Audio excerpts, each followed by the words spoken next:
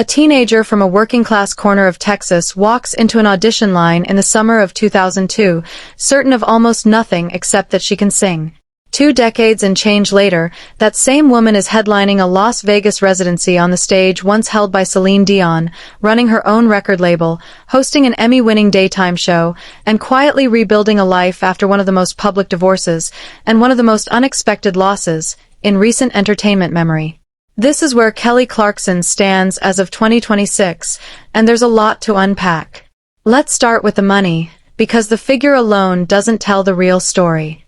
Multiple financial outlets, including Celebrity Net Worth and Parade, place Kelly Clarkson's 2026 net worth somewhere between $50 million and $60 million. That's not a single windfall. It's the sum of nearly 25 years of deliberate, varied income streams, which is exactly why her fortune has stayed remarkably stable even through a costly divorce. Music was the foundation. Her 2004 album Breakaway alone sold more than 12 million copies worldwide and produced enduring hits like Since You've Been Gone and Behind These Hazel Eyes, songs that still generate streaming and licensing royalties 2 decades later. But television has arguably done more for her bank account than music ever did. The Kelly Clarkson Show, which launched in 2019, became one of the highest-rated programs in daytime television and earned her multiple Emmy wins, including for Outstanding Entertainment Talk Show Host. Divorce court filings revealed that her combined monthly income from the talk show and her coaching role on The Voice reached roughly $1.9 million, a number that puts her ex-husband's reported $10,000 monthly earnings during the same period into sharp perspective. Speaking of The Voice, Clarkson became one of its most successful coaches, reportedly earning around $14 million per season across her stints on seasons 14, 15, 17, and 21, 4 of which she won outright. Add brand partnerships with companies like Wayfair, a run of best-selling children's books inspired by her daughter River Rose, and assorted acting and voice work, and the picture becomes clear. This is a woman who never put all her income in one basket. The newest piece of that financial puzzle is High Road Records, the independent label Clarkson launched in spring 2025. After more than 2 decades signed to major labels, she made the leap to full creative and financial ownership of her own work. Her first independent single under the label, Where Have You Been?, dropped in May 2025, a genre-blending rock-pop R&B track that she debuted live during NBC's Today Show concert series and later performed during The Voice finale. For an artist at her level of established stardom, walking away from the major label machine and betting on herself is a notably bold move, and one industry watchers have framed as a statement about creative control as much as it is a business decision. Then there's Las Vegas. Clarkson's first residency, Chemistry, an intimate evening with Kelly Clarkson, ran in 2023 and 2024 and reportedly grossed over $10.8 million across just 14 shows. Its follow-up, Kelly Clarkson's studio sessions, at the Coliseum at Caesar's Palace, the same venue that has hosted Celine Dion and Elton John, kicked off in July 2025 and has been extended with additional dates running through August 2026 due to strong demand. The show draws from her full catalog, from Stronger and Breakaway to newer material, and features a nightly rotating cover segment where she performs everything from Radiohead to Dolly Parton with her live band. It's also worth noting that The Kelly Clarkson Show is winding down. Season 7, airing in 2026, has been confirmed as the show's final season. Rather than reading as a setback, the ending appears to be on Clarkson's own terms, closing out a successful Emmy-decorated run while she pivots more energy toward music, her label, and live performance. Clarkson has described herself more than once as a homebody, though one with the means to indulge that instinct in a fairly spectacular way. Her most emotionally significant property is a remote ranch in Montana, reportedly spanning thousands of acres with a rustic log cabin at its center. She purchased it in 2019, and it became a focal point of legal disputes during her divorce, with her ex-husband Brandon Blackstock arguing for partial ownership. A judge ultimately ruled the property belonged solely to Clarkson, though she agreed to compensate Blackstock for a percentage of its value. She has repeatedly called the ranch her forever home, and the place where she and her children feel most grounded, away from cameras and industry noise. Her property history also includes a Hendersonville, Tennessee mansion purchased in 2012 for roughly $3 million and later sold for about $6.3 million following her divorce filing, a tidy profit reflecting both savvy timing and a hot real estate market. She and Blackstock had also shared a large custom-built farmhouse in Encino, California, purchased for roughly $8.5 million in 2018, which was listed for nearly $10 million amid the divorce proceedings. In June 2020, on her own for the first time in years, Clarkson purchased a Los Angeles area home for several $million, a deliberate fresh start coinciding almost exactly with the month she filed for divorce. Since The Kelly Clarkson Show relocated its production to New York City in 2023, she has also kept a residence there to stay close to work, while the Montana ranch remains, by her own description, her true home base. Taken together, her real estate footprint traces a literal map of her career and personal reinvention: Texas roots, a Tennessee chapter during her marriage, a Los Angeles restart, a New York work base, and a Montana sanctuary that ties it all together. To understand where Kelly Clarkson is today, it helps to understand what she walked through to get there. She met Brandon Blackstock, a Nashville talent manager and the son of music industry veteran Narvel Blackstock, around 2006, though their relationship didn't become romantic until years later. They married in October 2013 in Tennessee, and Blackstock went on to manage Clarkson's career, encouraging her, among other things, to pursue what would eventually become The Kelly Clarkson Show. The couple had 2 children together, daughter River Rose, born in June 2014, and son Remington Alexander, born in April 2016.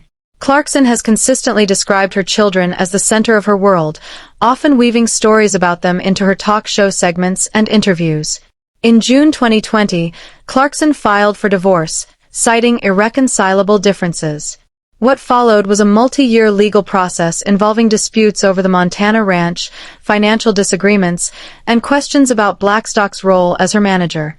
Court documents that became public during the proceedings revealed details about both parties' earnings and ultimately resulted in Clarkson being awarded primary physical custody of their children, along with financial arrangements that included spousal and child support payments to Blackstock. The divorce was finalized in March 2022, nearly 2 years after she first filed. Clarkson has spoken about funneling much of that emotional upheaval into her music, most notably her album, Chemistry, which traced a narrative arc from heartbreak through anger and eventually toward acceptance. Then, in August 2025, came a development that reframed the entire story. Brandon Blackstock died at age 48 at his home in Butte, Montana, following what his family described as a more than 3-year battle with cancer.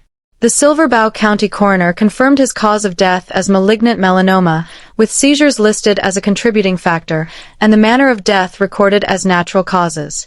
According to his death certificate as reported by People magazine, no autopsy was performed. The day before his death was publicly announced, Clarkson had posted on Instagram that she was postponing the remainder of her August Las Vegas residency dates, explaining that her children's father had been ill and that she needed to be fully present for them, a rare moment of the famously private star opening up about a personal matter before the full story was public. Sources close to the situation later indicated that despite the painful divorce, Clarkson had remained protective of Blackstock once she learned of his diagnosis. When Clarkson eventually returned to her talk show following his death, she opened with a quiet, emotional cover of The Weeknd's Blinding Lights, a moment many viewers and entertainment outlets read as her way of processing grief in the way she's always processed everything, through song. Reba McEntire, Blackstock's former stepmother and a longtime friend of Clarkson's, later spoke publicly about how the children were coping, underscoring just how much the loss reshaped the family dynamic, regardless of the years of legal conflict that preceded it. It's worth pausing to remember where this all started, because the contrast says a lot about who Kelly Clarkson actually is underneath the headlines. Kelly Breanne Clarkson was born on April 24, 1982, in Fort Worth, Texas, and grew up primarily in the nearby town of Burleson. She was the youngest of 3 children. Her parents divorced when she was 6, and she was raised largely by her mother, a first-grade teacher. By most accounts, the instability of that early period shaped the emotional honesty that would later define her music. A middle school choir teacher reportedly discovered her voice almost by accident after overhearing her singing in a school hallway. After graduating high school in 2000, Clarkson turned down college scholarships to chase a music career in Los Angeles, where things did not go smoothly at first. Failed demo deals and a fire that destroyed her apartment sent her back home to Texas, broke and uncertain. She regrouped and, in 2002, auditioned for the first season of American Idol. Her win made her the show's inaugural champion, and her coronation single, A Moment Like This, debuted at #1 on the Billboard Hot 100. Her 2003 debut album, Thankful, also opened at #1, but it was 2004's Breakaway that established her as a credible, generation-defining artist rather than simply a reality show product, a distinction she has spent the 2 decades since reinforcing through sustained, varied creative work. So, is Kelly Clarkson dating anyone seriously right now? As of 2026, the honest answer is, not officially, and she's been unusually candid about that fact.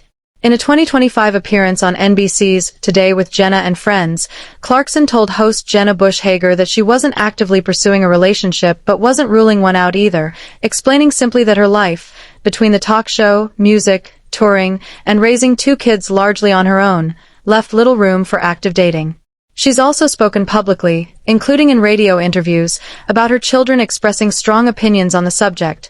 According to Clarkson, River and Remington have made clear they'd rather she not date anyone new, prompting candid conversations within the family about her own need for adult companionship alongside her devotion to them. There has been persistent media speculation linking Clarkson to British singer Seal, following a notably warm joint appearance on her talk show and reports of private dinners between the two.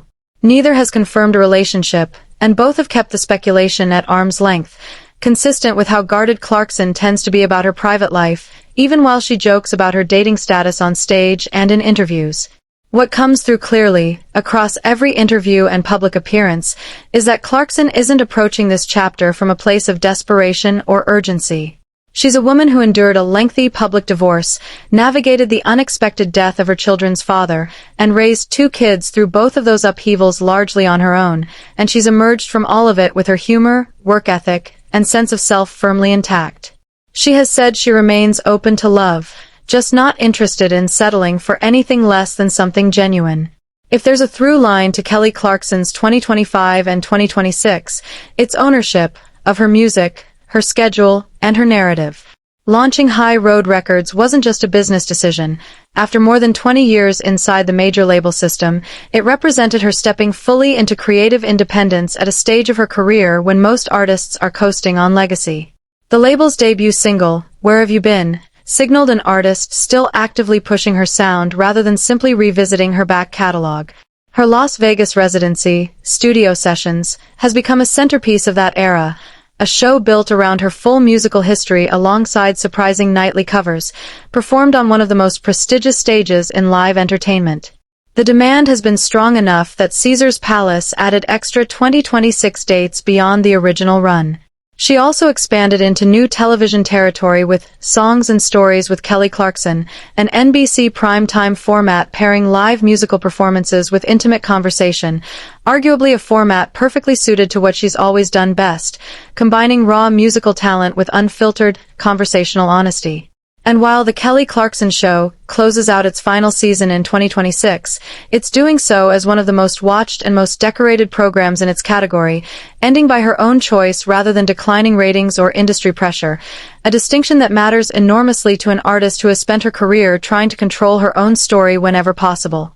What's striking about Kelly Clarkson's life today isn't any single headline, not the net worth figure, not the ranch in Montana, not the speculation about Seal, not even the genuinely difficult chapter involving Brandon Blackstock's death. It's the consistency underneath all of it. The same emotional directness that got a Texas teenager noticed in a school hallway choir is the same quality powering a Las Vegas residency, an independent record label, and a talk show